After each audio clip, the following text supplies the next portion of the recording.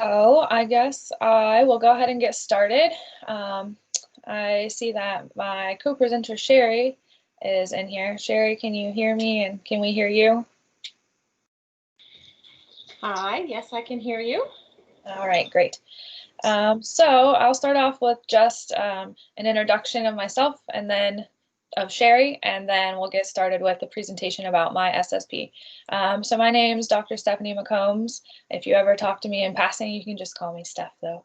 I'm a senior staff counselor at Counseling and Psych Services at the Athens campus. And I've been in touch with many of you recently about the new program that we're reviewing today called My SSP. Before we get in and diving into that, though, I want Sherry an opportunity to introduce herself as well. Sure. Hi, everybody, and thanks for taking the time to join today's session. My name is Sherry Courtemanche, and I work with Morneau Chappelle, who is the organization that provides the student support program, and we go by the name of My SSP. And just I'll share my background. I'm a licensed clinical social worker, and previous to being in the corporate world, I was an outpatient behavioral health provider. All right, thank you, Sherry, for that. And Mitzi will be helping us today by advancing the slides. So Mitzi, can you click the next slide? Thank you. All right, so we're just going to jump right in talking about who's eligible for My SSP. But first, I'll just introduce My SSP briefly. So CPS has thankfully gotten funding through the CARES Act to help find resources that we can use to support our students, and not just the Athens campus students, but all OU students, to help support their mental health care needs during this pandemic and all of these, times of change and adjustments that are going on. And so we've contracted with My SSP to offer those kinds of services to our students. I know I met with some of you individually to explain this a little more in depth, but we'll kind of be explaining it throughout this presentation. So who is eligible for My SSP? We'll start there and then get into the nitty-gritty of how My SSP actually works. Eligible students include students currently living outside the state of Ohio or living internationally, students enrolled at the regional campuses, and that includes the medical campuses. I think they're in Dublin and elsewhere, like the extension offices, and then also students enrolled through Ohio Online, so our eCampus students. Students that are enrolled at the Athens campus that are living within the state of Ohio are still eligible for services through CPS, and so those students will still call CPS at 593-1616 to get the services that they need. Any other students are eligible for the My SSP services. Next slide. Thank you. Great. Okay. So this is the nitty-gritty part. So I'll just touch on sort of the key SSP highlights and then go into a little bit more detail. So the Student Support Program, or My SSP, is in a nutshell a mental health support resource and well-being tool. We provide students with real-time 24-hour counseling support, as well as providing students with scheduled support. And we also have available for students a wonderful app, which is where the name My SSP comes from.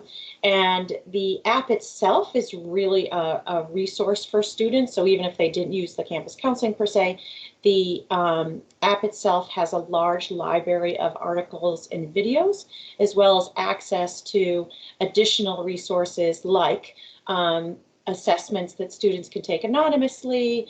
It can give students access to a fitness personal trainer and some other pieces. So I really encourage you after today's presentation to download the app and take a look at the app yourself. The app is available in multiple languages. So both our call center provides 24-hour answer in English, Spanish, French, Mandarin, and Cantonese. The app is also available in those languages. For the Mandarin and Cantonese, it would be the simplified Chinese alphabet, and then also in the app Arabic and Korean are also available. All right, with that, we'll just jump to the next slide and get into a little bit more of the details.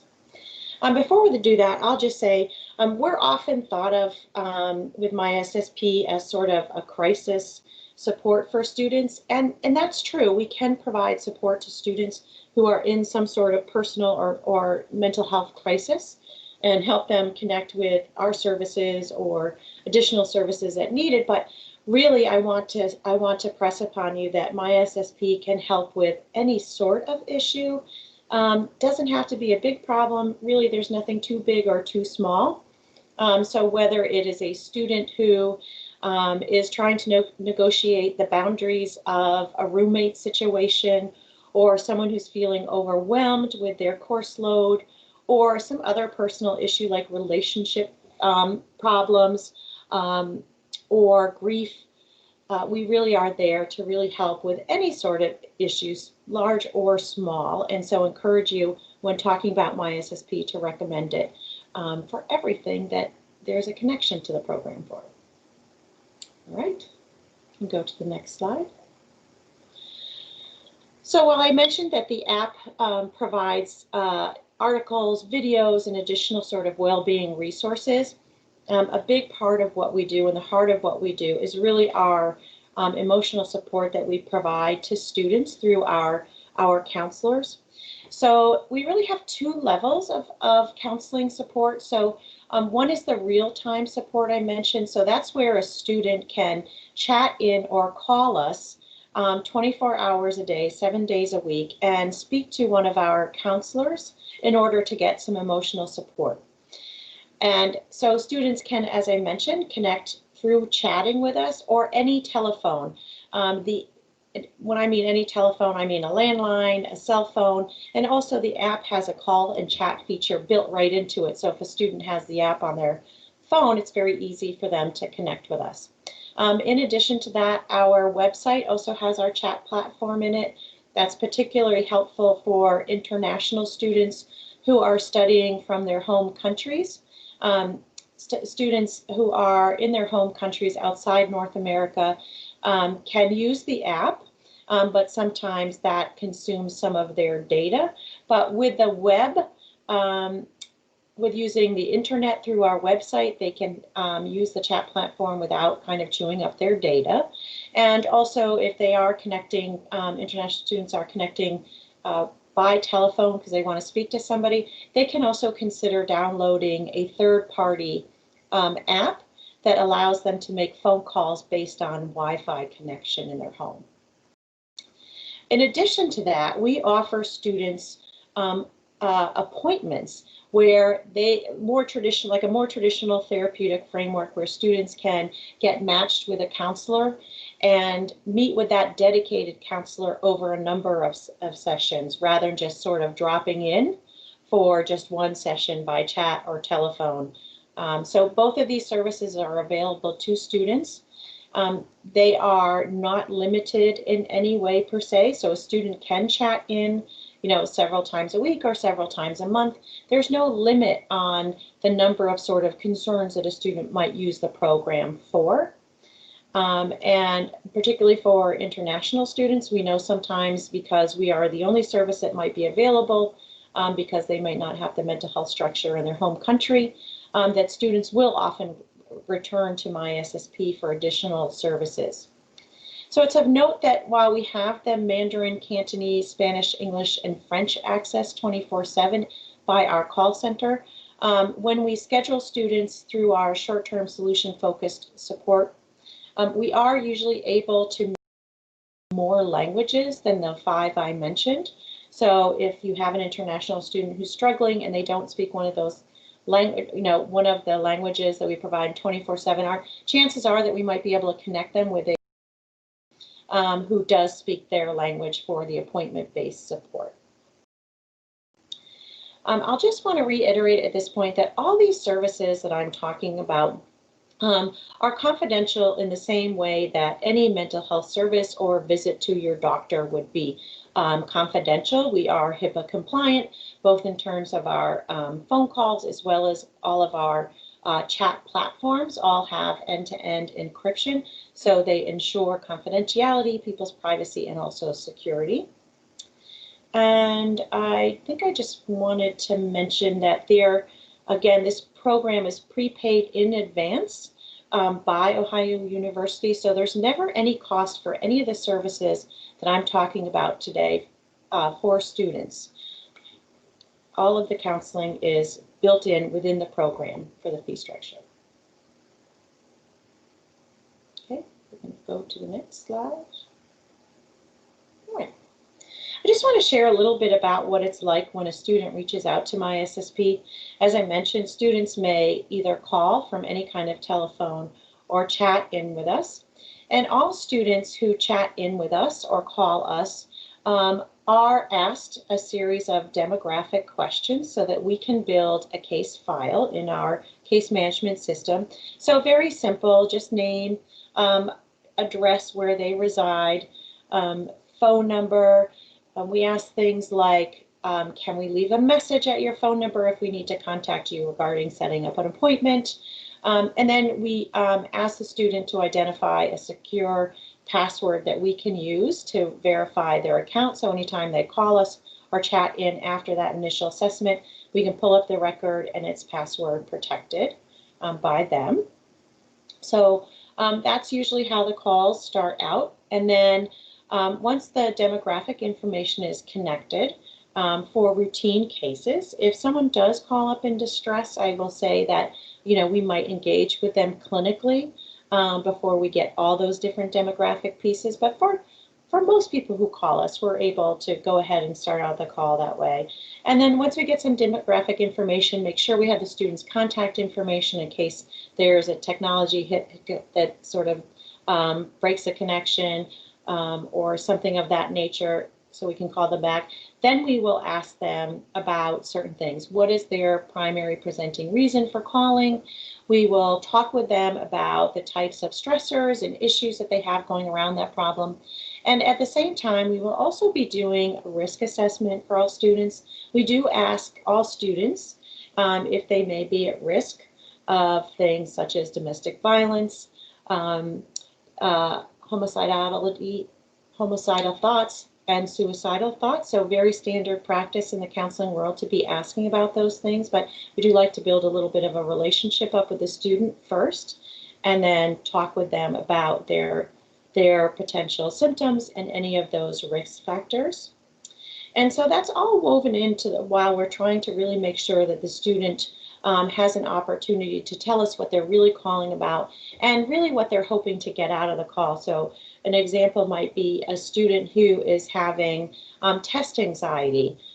They have an exam coming up the next day or in a couple of days, and they are just feeling not prepared, and so they're sort of getting overwhelmed with some anxious feelings about that, and really not kind of being able to be in that space where they're really actioning, sort of studying and to alleviate the anxiety. And so we will work with that student essentially to help them identify some coping skills, or we'll provide them with some new coping skills to help them sort of shore up what they normally rely on when they're feeling uncomfortable or anxious before an exam. And so we'll work with them right there in the session to help them build those skills and potentially impact how they're feeling about their upcoming exam, so they can get to sleep, they can make sure that they're eating all right, and really focus their energies on studying rather than just sort of spinning their wheels in an anxious way. That's also true, if we would do very similar if a student is very anxious, and a one-time sort of drop-in counseling effort is not going to be enough to really help them move the needle around their anxiety. Our counselors will encourage the student to take advantage of the ongoing counseling by appointment so that they can be connected with a dedicated counselor to work on their anxiety or whatever their issue is over a number of sessions, rather than just kind of dropping in and then disconnecting with us. So that's sort of what the real-time support looks like when a student calls us and in the moment is looking for support.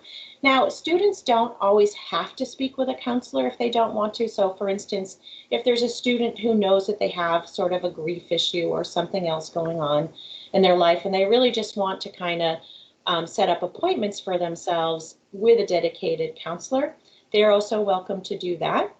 So whether a student receives some ongoing support and is referred into the scheduled counseling by our team, or whether the student calls and asks for it, here's a little bit about how that works. So again, we would ask that student some basic demographic information, do an assessment of their presenting issue, do a little bit of an assessment about any risk issues, and then we would talk to the student about what their provider or therapist preferences are. Would they like to meet with a man or a woman?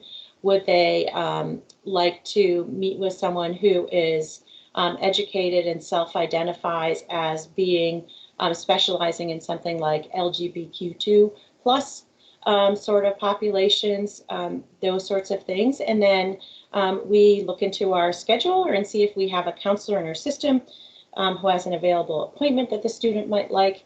And if the student says no to that first available appointment, then we will go out and try to book them with a counselor for their sort of most preferred time. So if a student says, I really only have, Tuesday or Friday evenings from 7 to 10 p.m. to speak with a counselor because I have classes during these times and I'm working at these times, so there's really just kind of this window, then we will go out to our provider network, the counselors who are contracted with us spread out all through the United States, and ask them if they are able to provide a student with appointments at those certain time frames. And then the providers will let us know that they will take the case, and then the provider will reach out and the provider will tell us what the appointment is available. Then we will connect with the student, let the student know we have an appointment available to them, and then the provider will call them at their first appointment time, and they will be able to have their session. So very much like if you've used Teladoc with any sort of physician these days, it works very similar to that. It's not done through an app, but it's done over the telephone or through a HIPAA-compliant Zoom, for example. And so when we have to go out and match students with providers beyond sort of our first available appointments for our sort of staff counselors, then it usually takes around 5 business days to make sure that we connect with a provider who can accept the student's case and give us a first appointment and then reconnect with the student. So I know that's a lot of information, but we have time at the end of today's presentation for some questions and answers. So there will be an opportunity for you to ask any clarifying questions you have about that. So I just want to touch back to kind of wrapping up the experience for the students. So we've kind of covered the 24/7 piece and how we sort of work with students there and how we book appointments. And I just want to go on to say that we also receive a list of possible resources at the school that students may be referred to. So if a student does have a question, say, about a medical leave of absence, or they are looking for a food bank, we have on file resources from Ohio University, as well as resources in any community that a student is, where we can do a search for those types of things. So if a student is dealing with financial issues and they're talking about stress with us or anxiety with us, but there are these looming sort of financial issues and maybe they're not having enough money for food, we can try and connect the student with additional resources, whether they're on campus, if the student's within the campus area, or in wherever the neighborhood or community that student is in here in North America. A little more trickier when we're working with some of the international students, but just want to give you the idea that we're not just about the counseling and not just about what's available in the app, but if there is some other resource that needs to be pulled in for the student, that our counselors are armed with additional information about resources and has the ability to pull on someone in our team to help them identify resources if there's something more we can do to support a student. Okay. I'm just going to touch on students who are at risk. I mentioned we do evaluate students for each and every student for that during all of our interactions. And I'll just say that we have a history of being able to work very collaboratively with students who may be at risk. And when we do need to intervene with a student, there's different ways of doing that. So if they're on campus, for example, we are able to connect with campus security.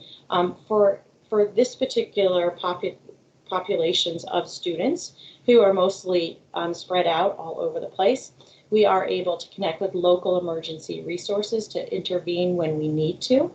And also for internationally, I'll just say that most countries outside of North America do not, with the exclusion of Europe, do not have the same mental health structure that we do here in North America. And so the way we work with international students may be very different from the way we work with North American students because they don't have that infrastructure. And so we rely on our knowledge of each individual country as to whether what may be available for students beyond us or what may not be there. So there are some countries where there's absolutely nothing and we are it. And so we work very creatively in those instances to try and make sure that students are safe and that they are doing whatever they need to do for themselves to stay in a good place with their mental health. So I will stop there. And again, we'll have some opportunities to review questions and we can do that at the end of today. So maybe see if you can go to our next slide. Great. So I've covered most of, I think, the big details about the program. And so I just want to just show you a picture of the app here, just to let you know. So the My SSP app is where we leverage the ability for students to call or chat with us. And also it has the library, digital library, as I mentioned, of articles and videos. And it is free to download, and you can download it from, of course, if you're an iOS user, from the App Store, and for Android from the Google Play Store. So encourage you all to download it. There is an opportunity for you to either sign in with your school, or you can also choose the demo school name when you're completing your profile. So please feel free to do that. I think that you having the app on your phone to show students and to become really familiar with it will be very beneficial as you kind of move forward and help promote the program among students. So with that, I think we have an app demo next is our next slide. We have a very brief app demo. It's going to be just under 60 seconds, and it'll just give you a little bit of a example or flavor of the app. I'm going to hit play and see, that'd be great.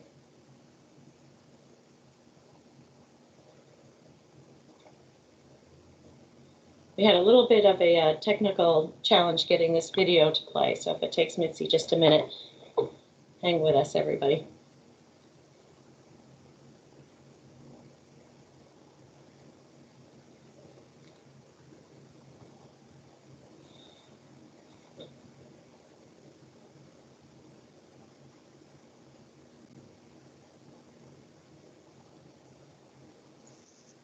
How's it coming, Mitzi?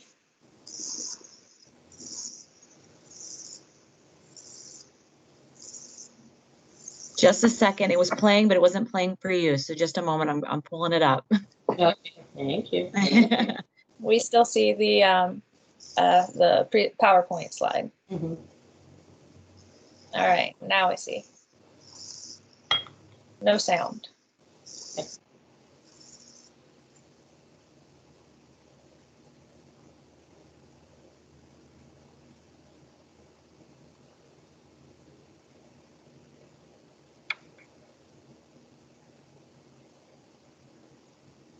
Thanks for your patience, everyone. Teams has been very challenging today.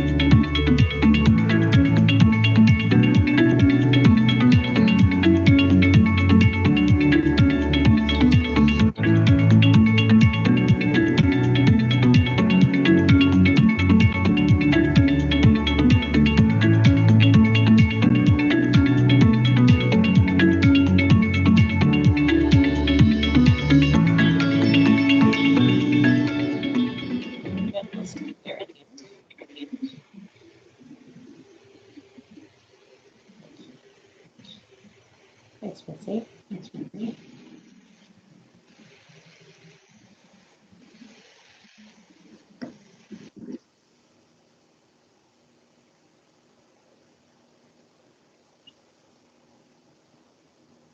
All right, now to get back to the PowerPoint. Yeah.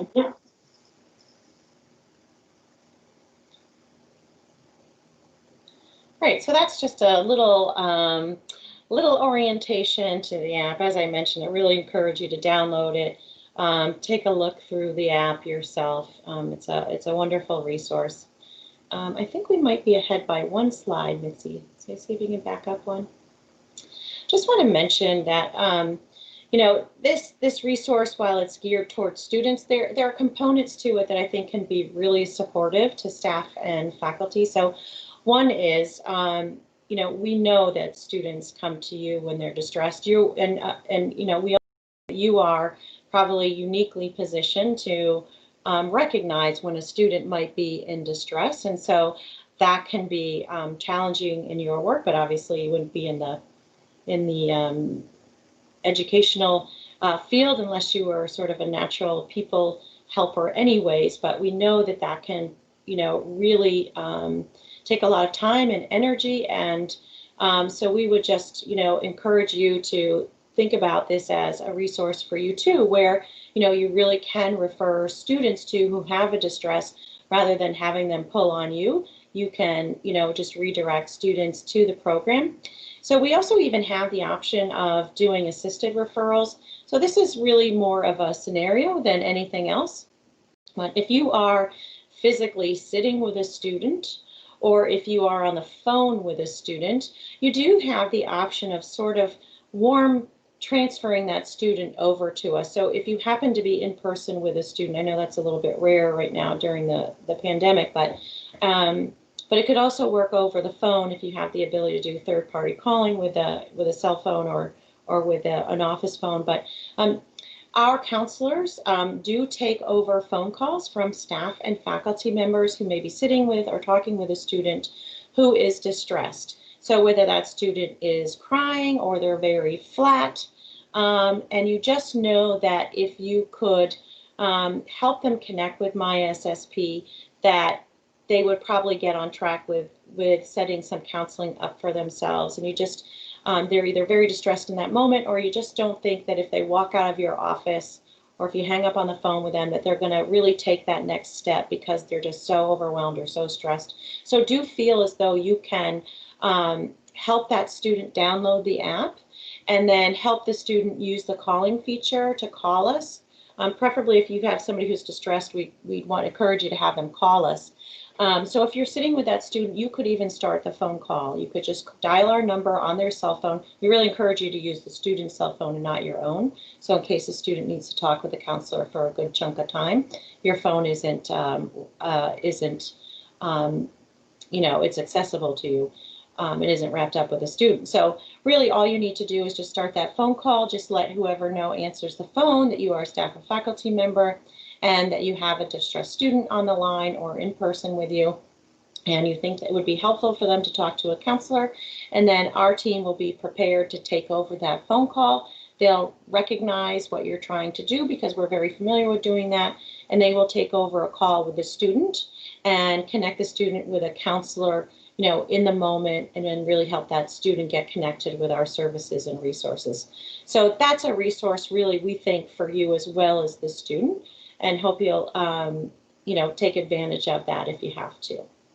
Okay, you could go to the next slide, please, Mitzi. Yeah. In addition to that sort of assisted referral process we have, I also want to let you know that our master's level counselors are also available to you if you would like to consult about any particular student issues. So if, for example, you were working with a student from China and you weren't sort of understanding why that student may be having a very difficult time with a group project that's required for your class, and you might have an idea that it might be a cultural issue and you're just not sure, but maybe you'd like to call and speak with one of our counselors and get some information about how a group project, you know, might be, what that experience of a student coming from China might be around that. I know many of you are probably very seasoned on the phone, but if you're newer to a particular situation, just want you to understand that we have our master's counselors available to provide information, general information about any mental health topic.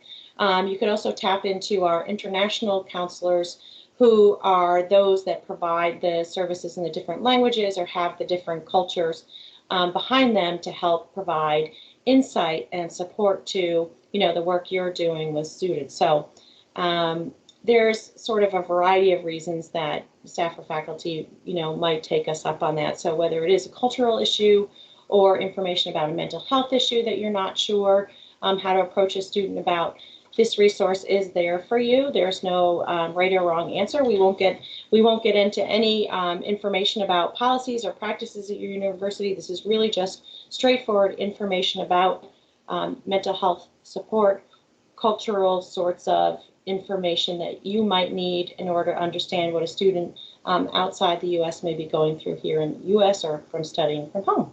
So you would call in and access the service the same way students access us.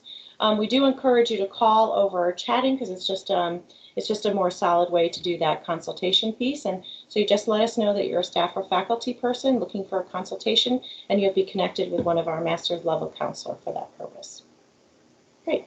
There's no limit to anything about how often you would call and access that information. So please feel free to take us up on that if you could. All right, let's move to the next slide. All right, and this is where I will stop, and Stephanie will talk a little bit about My SSP and how to introduce that in your conversations with students.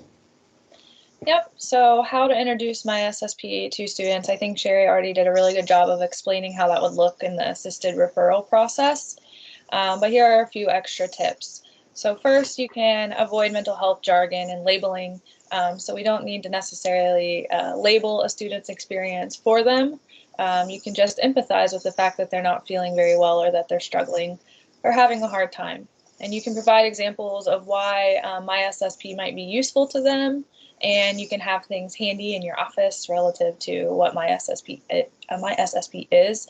And by office, I mean also virtually, so around you or near you or easily accessible. I think Sherry's recommendation of having that on your phone would be really useful. So introducing My SSP, you can use what you've learned today to simply state the process. For example, you could say, I know it seems like you're really struggling, or you told me you're really struggling. I know of a really great resource that you can utilize called My SSP. My SSP can be accessed through a phone or through an app, and then you can introduce the app or the phone number and hand off from there, or facilitate that by walking through that with them, by either helping them download the app or dial the phone number, just like Sherry had mentioned earlier. And again, you can go over the different ways of accessing My SSP. So maybe the student isn't really ready to make that leap yet, but they're still listening. So you can explain that there's an app, there's a website, there's video. You can talk with a counselor once, or you can talk with them ongoing, and just making it as general and as simple as it needs to be, so the student has that knowledge when they walk away from you, and they can reflect on whether they want to use that later or right now. And another really good selling point for My SSP is emphasizing the fact that it's 100% confidential, and it's free, and it's 24/7. And so that students walk away knowing that they have an option of 24/7 free confidential services that they can use, or that they can access with you right there. Sherry, do you have anything to add? No, I think that's great. Mitzi, if you want to just move to the next slide, I think I'll just wrap up by just reiterating what you said. Having the app on your phone and being able to show the student is a great way to help just kind of support program awareness. Talking about the services available through My SSP, not just when you see a need for it, but just trying to normalize and mentioning My SSP on a regular basis, even when there may not be an obvious need with a student, I think is key to just helping, like I say, normalize it and combat some of that stigma about sharing the information. And, again, that's kind of gets to the point of leveraging your communication challenges for that, or channels for that. So we just hope you will make My SSP part of your everyday conversations to really create and build that program awareness for students so that they'll use it now or later if they have a need further down the road. Great. And with that, maybe we'll just move to the next slide and see. So at this time, I think Stephanie, I just want to say thank you for your time today, and I'll turn it over to you, Stephanie. Yep. Yes, so definitely thank you for coming, those of you that were able to join today. As you can tell, we are recording this presentation, and we will post that to our website and share it via email to you as well, so that if you have any questions that aren't answered in the Q&A here in a second that you think of later, you can refer back to this presentation and also share it with colleagues or whoever else you think may benefit. I think that if you have any questions, you can email me. My email is right there. Or you can just search me like you would any other reason you need to email someone, but it's my last name, but there's an extra S, so MACCOMBSS at ohio.edu. And then for the Q&A, I think if Mitzi, if you want to unshare your screen so people can see Sherry and I, we are here for any questions you may have. So yeah, if anyone has any questions.